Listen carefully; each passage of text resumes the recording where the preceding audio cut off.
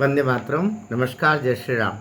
राज ठाकरे पिछले दिनों देवेंद्र फडणवीस जी से जाके मिले तो वापस राजनीति के गलियारों में ये बात शुरू हो गई कि वे बुलाए गए थे या राज ठाकरे स्वयं देवेंद्र फडणवीस के पास आए थे। देवेंद्र फडणवीस अब जिस मुकाम पर है वहाँ दिल्ली इनकी कुछ कारणों से उतनी प्रसन्न नहीं है।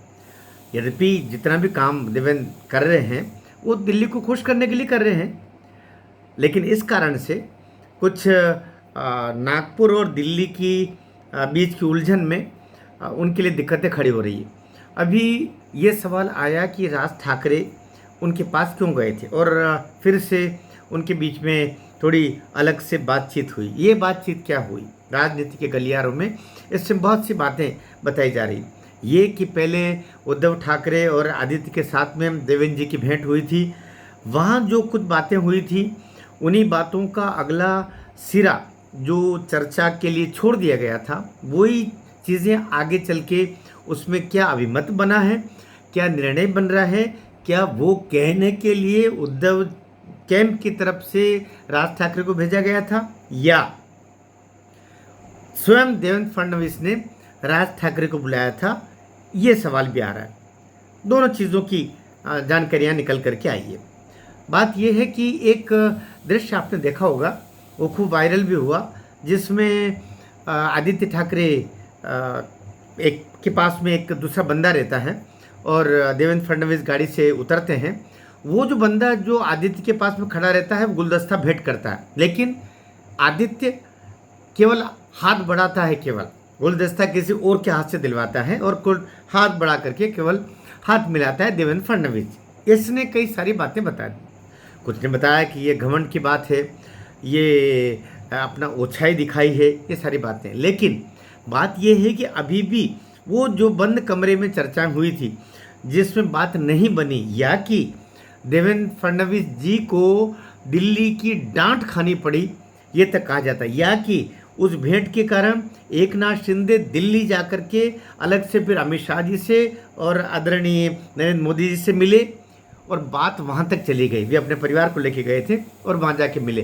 तो अब इन सब से जो बिगाड़ा हुआ, कोशिश तो ये थी देवेंद्र फडणवीस की कि इस बहाने कम से कम एकनाथ शिंदे थोड़े दबाव में आएंगे और वो जो विभिन्न कामों में, विभिन्न फाइलों पर, विभिन्न विषयों पर जो कैबिनेट की बैठकों में जो तय होते हैं उनको भी बदलना पड़ा है।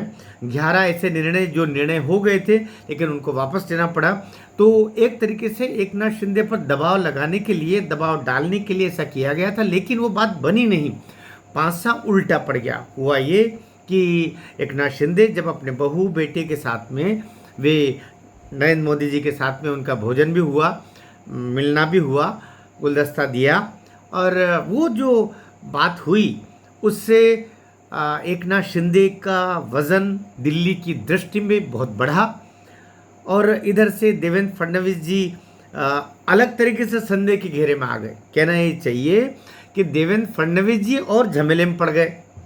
कहाँ तो चले थे चौबे जी छब्बे जी बनने और दुबे जी रह गए, ऐसी स्थिति जो मुहावरा है उस मुहावरे के अनुरूप हो गया।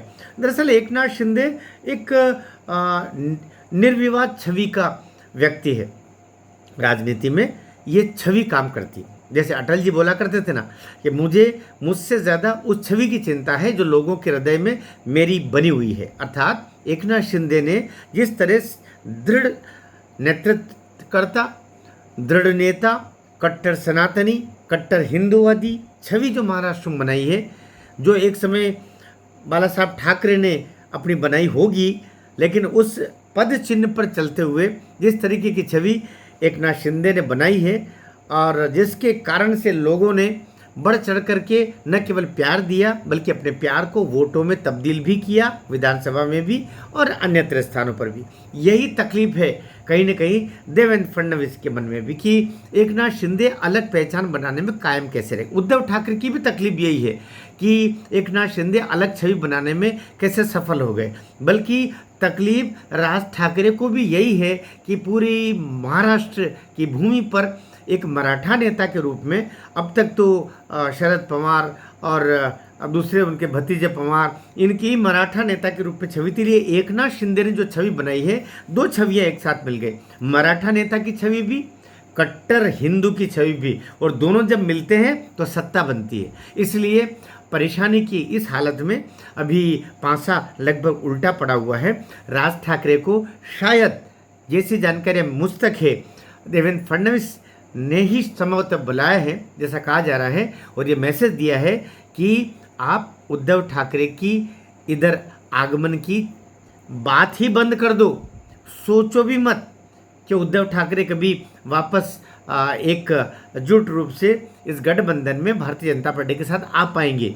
मैंने ज़रा सा विधानसभा में क्या बोल दिया, मैंने अर्थात देवेंद्र फडणवीस ने बोला, ऐसा कहा जा रहा है कि मैंने थोड़ा सा विधानसभा में थोड़ा सा क्या बोल दिया कि तुम एक दिन तुमको भी इधर आना हो सकता है। उस पर तो मेरे नंबर इतने कम हो गए दिल्ली की दृष्टि में और महाराष्ट्र की जनता में, तो उद्धव ठाकरे के दरवाजे इधर के लिए बंद है। हिंदुओं के लिए भी, हिंदुओं के दरवाजे भी उद्धव ठाकरे के लिए बंद है। साथ ही वे सभी राष्ट्रवादी लोग जो देश को बहुत प्यार करते हैं, उनके दरवाजे भी उद्धव ठाकरे के लिए बंद है। राज ठाकरे को यही मैसेज देने के लिए बुलाया गया था और मैसेज पहुंचा दिया गया है। मैं सोचता हूं उसके बाद में राज ठाकरे को भी अब महसूस हो रहा होगा कि वो उद्धव के उस मंच पर जाकर के और जो अपनी उपस्थिति दर्ज की, उसका कितना खामियाजा स्वयं राज ठाकरे को भुगतना पड़ेगा, भुगतना पड़ रहा है। और अभी आगे और स्थितियां देखिएगा क्या क्या होती है। भारत माता की जय।